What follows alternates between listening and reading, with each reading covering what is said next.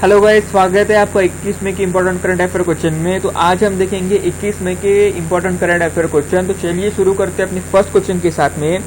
हाल ही में आत्मनिर्भर भारत के लिए कितने गायकों ने मिलकर जयतु जयतु भारतम गीत बनाया है?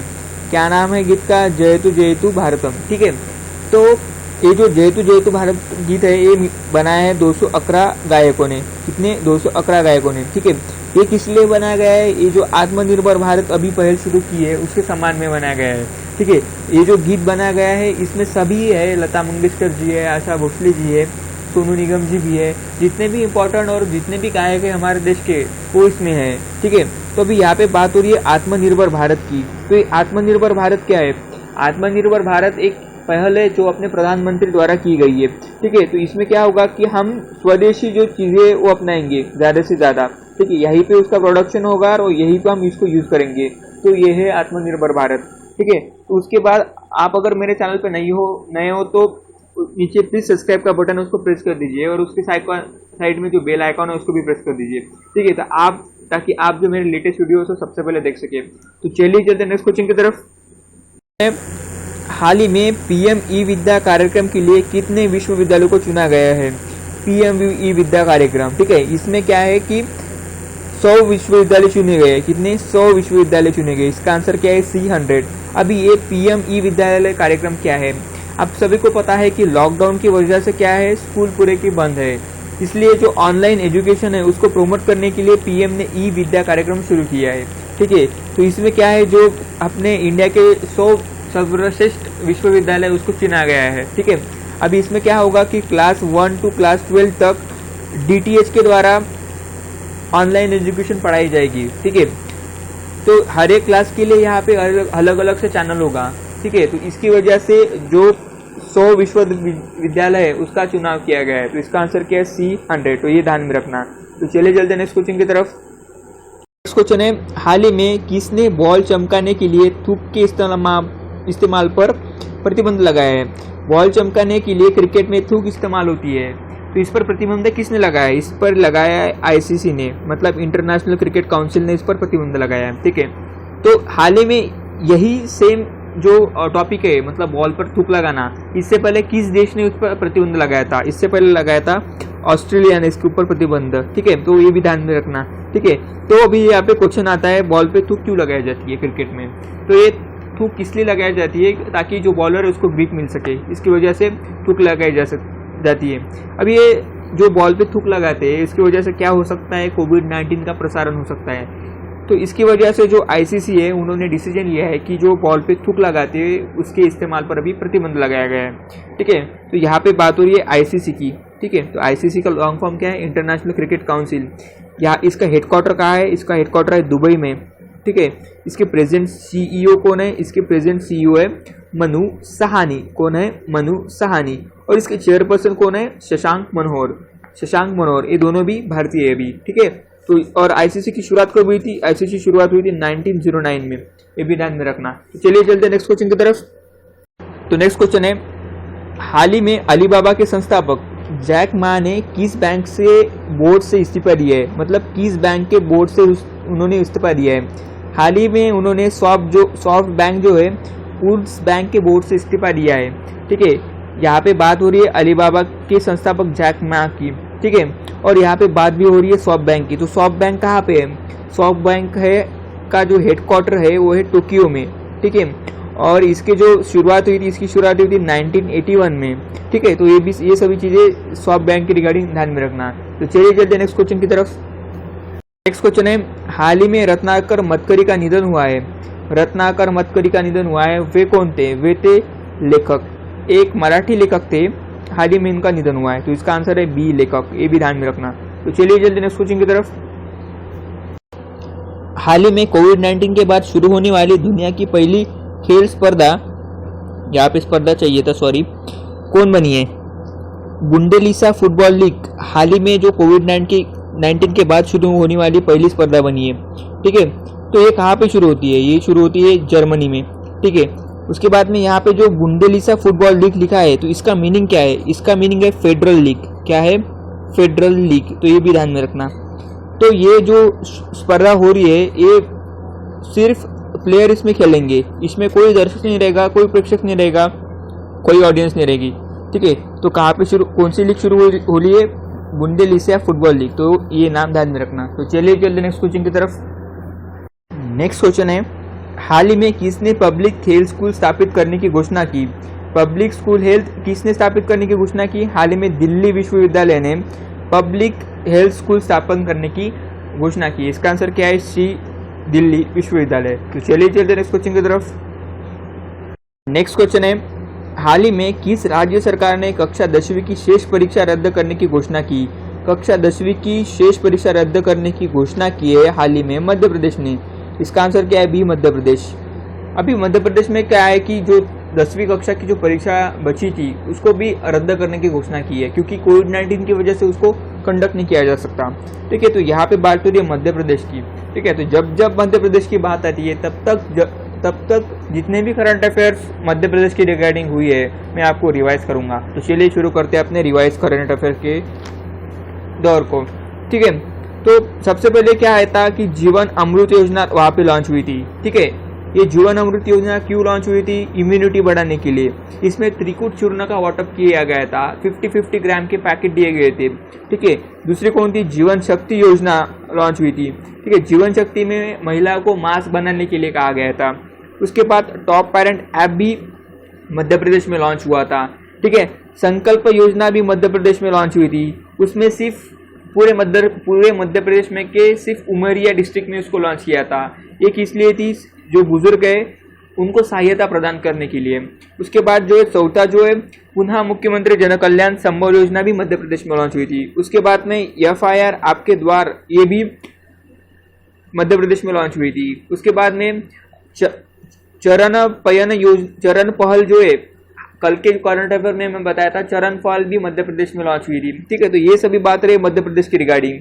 तो मध्य प्रदेश की रिगार्डिंग कुछ और जान लेते। मध्य प्रदेश की राजधानी है भोपाल, उसकी CM है शिवराज सिंह चौहान और वहाँ के जो गवर्नर है वो है लालजी टंडन। ठीक है, मैंने मध्य प्रदेश के जो नेशनल पार्क है उसके भी बारे में बताया था। जो पॉपुलर नेशनल पार्क कौन है? वहाँ पे पेंच है, माधवगढ़ है। ठीक है, उसके बाद में सतपुड़ा है। तो ये सभी जो है ये पॉपुलर नेशनल पार्क है वहाँ पे। ठीक है, उसके बाद में जो टाइगर है उसकी सबसे ज्यादा तादाद मध्य प्रदेश में आती है, फर्स्ट प्लेस पे। ठीक है, सेकंड प्लेस पे आती है कर्नाटक, थर्ड प्लेस पे आता है उत्तराखंड। तो ये जो फर्स्ट प्लेस पे मध्य प्रदेश, सेकंड प्लेस पे कर्नाटक और थर्ड प्लेस पे जो उत्तराखंड है, ये भी जो टाइगर के संख्या इन 3 स्टेट में ज्यादा है। तो ये भी ध्यान में रखना। तो ये सभी रहे फैक्ट्स मध्य प्रदेश की रिगार्डिंग और इस क्वेश्चन की रिगार्डिंग। और आपको अगर वीडियो अच्छा लग रहा है तो नीचे सब्सक्राइब का बटन उसको प्रेस जरूर कर दीजिए। तो चलिए चलते हैं नेक्स्ट क्वेश्चन की तरफ। हाल ही में WHO के 73वें सत्र का, यहाँ पे सत्र चाहिए था, सॉरी, भारत का प्रतिनिधित्व किसने किया है? WHO का जो 73वां सत्र हुआ है उसका प्रतिनिधित्व किसने किया है भारत की तरफ से? उसका प्रतिनिधित्व किया है डॉक्टर हर्षवर्धन सिंह ने। किसने? डॉक्टर हर्षवर्धन सिंह ने। ठीक है, तो ये हमारे कौन है? ये हमारे हेल्थ मिनिस्टर है इंडिया के। ठीक है, तो इन्होंने जो इसका प्रतिनिधित्व किया है। यहाँ पे बात हो रही है WHO की। ठीक है, WHO का लॉन्ग फॉर्म क्या है? World Health Organization. इसकी स्थापना कब हुई थी? इसकी स्थापना हुई थी 7 अप्रैल 1948 में। ठीक है, इसका हेडक्वार्टर कहाँ पे है? जेनेवा में। ये कहाँ पे आता है? ये आता स्विट्जरलैंड में।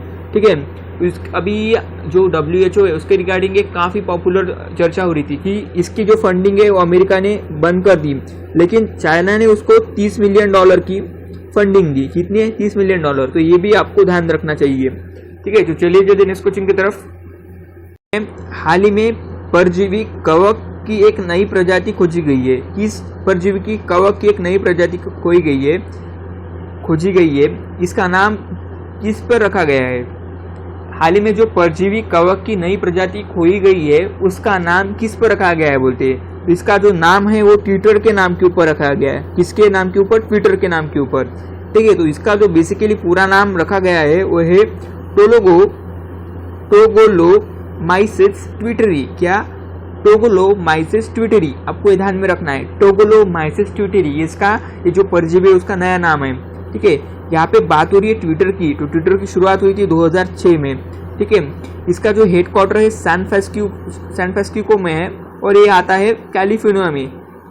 यूनाइटेड स्टेट्स में कैलिफोर्निया में आता है और इसका जो हेडक्वार्टर है वो सैन फ्रांसिस्को में है। और यहाँ पे ट्विटर की बात हो रही है तो ट्विटर की रिगार्डिंग एक हाल ही में करंट अफेयर काफ़ी पॉपुलर में रहा। जो ट्विटर है उसने क्या किया है कि जो कोविड-19 के जो वजह से अपने एम्प्लॉयज़ को life time work from home की एक सुविधा उपलब्ध करवा दी गई है। क्या लाइफ टाइम वो जो ट्विटर के एम्प्लॉय है वो घर से काम कर सकते हैं। ठीक है, तो इसके ये रहे इसके रिगार्डिंग इतने सारे फैक्ट्स। तो चलिए चलते नेक्स्ट क्वेश्चन की तरफ। नेक्स्ट क्वेश्चन है national real estate development council. क्या national real estate development council के नए महानिदेशक कौन बन गए? हाल ही में Rajesh Goyal national real estate development council के नए अध्यक्ष बने हैं। तो इनका नाम क्या है? ए राजेश गोयल। तो ये ध्यान में रखना। तो चलिए चलते नेक्स्ट क्वेश्चन की तरफ। हाल ही में वीडियो के जरिए केवाईसी स्वीकार करने वाला पहला बैंक कौन बना है? केवाईसी वीडियो के जरिए स्वीकार करने वाला पहला बैंक बना है कोटक महिंद्रा बैंक। क्या है? कोटक महिंद्रा बैंक। ठीक है, तो यहाँ पे बात हो रही है केवाईसी की। तो केवाईसी का लॉन्ग फॉर्म क्या है? केवाईसी का लॉन्ग फॉर्म है